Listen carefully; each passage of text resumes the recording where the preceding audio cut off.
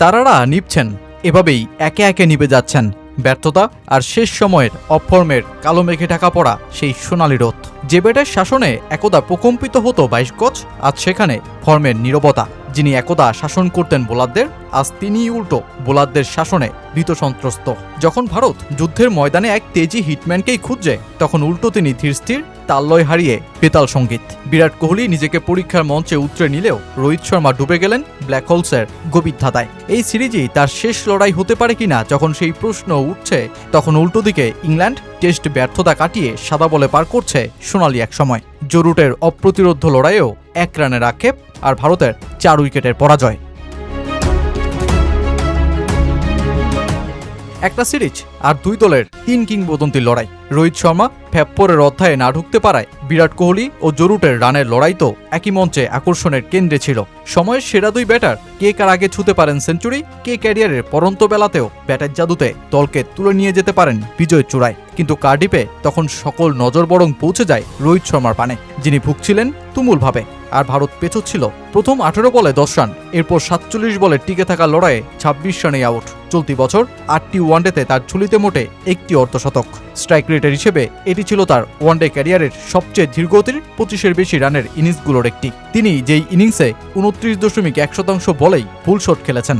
গত 12 বছরে 40-এর বেশি বল খেলে এর চেয়ে বেশি ফলস শট তিনি মাত্র একবারই খেলেছিলেন। সতীর্থের দুঃসময়ে পাশে এসে দাঁড়ালেন বিরাট কোহলি। একদিকে ডুবতে চলা রোহিতকে টেনে তোলার চেষ্টা করেন, অন্যদিকে ইনিংসের গতি ধরে রাখতে চালান লড়াই। ম্যাচে একটা সময় রোহিতকে ছোট্ট একটি বার্তাও দেন কোহলি, সময় নিয়ে খেলো। কোহলি এক প্রান্তে রান রেট ধরে খেলছিলেন, আর প্রতিবার দুজনের মুষ্টিবদ্ধ হাতের শুভেচ্ছা বিনিময়ের সময় কোহলি হয়তো রোহিতকে বলছিলেন, আমি তো আছি, কিন্তু রোহিত পারেননি। বিরাট কোহলি অবশ্য নিজেকে মেলে ধরতে ভোলেননি। 65 রানের ইনিংস খেলে নেন বিদায়, আর সাথে শ্রেয়স আইয়ারের 66 রানের ইনিংস। ভারত 233 রানেই থেমে যায়।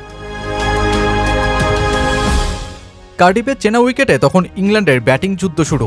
8 রানেই 2 উইকেটের পতন, অতপর ফের জরুটের আগলে ধরা ইনিংস।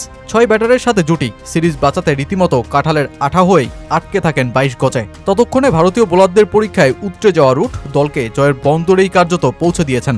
133 বলে লড়াইয়ে 99 রানে দাঁড়ানো রুট মোটে 1 রানের অপেক্ষায়। কিন্তু সতীর্থ গাস আটকিনসন শেষ 5 বলে আর স্ট্রাইকই দিতে পারলেন না তাকে, বরং 2টি 4 হাঁকিয়ে দলকেই জিতিয়ে দেন অ্যাটকিনসন। ইংল্যান্ড ভারতকে 35 বল হাতে রেখেই হারিয়ে দেয়, কিন্তু আফসোস জরুট এমন একটা বীরত্বের ইনিংসকে সেঞ্চুরিতে প্রতিষ্ঠিত করতে পারলেন না, তাও মোটে 1 রানের আক্ষেপে। ইংল্যান্ডে একের পর এক পরাজয়ের ক্ষত দীর্ঘ হচ্ছে ভারতের। তবে সেই ম্যাচ শেষে আলোচনার পাতায় বরং উঠে যান রোহিত শর্মা।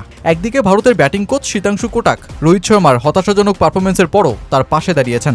অন্যদিকে ইন্ডিয়ান এক্সপ্রেসের এক প্রতিবেদন দাবি করছে 19 জুলাই লর্ডসে ইংল্যান্ডের বিপক্ষে তৃতীয় ও শেষ ওয়ানডেই ভারতের হয়ে রোহিত শর্মার শেষ আন্তর্জাতিক ওয়ানডে ম্যাচ হতে পারে। প্রতিবেদন অনুযায়ী ভারতীয় ক্রিকেট বোর্ডের সিনিয়র নির্বাচক কমিটি নাকি রোহিতকে জানিয়ে দিয়েছেন যে 2027 সালের ওয়ানডে বিশ্বকাপের পরিকল্পনায় তিনি নেই। আর যদি তাই হয়, তবে হিটম্যানের সোনালী ক্রিকেটীয় অধ্যায়ের পরিসমাপ্তিটা ঘটবে একটা সংগ্রাম আর ফুলতে বসা ব্যাটিংয়ের রং চলা গল্পের শেষ লাইনে।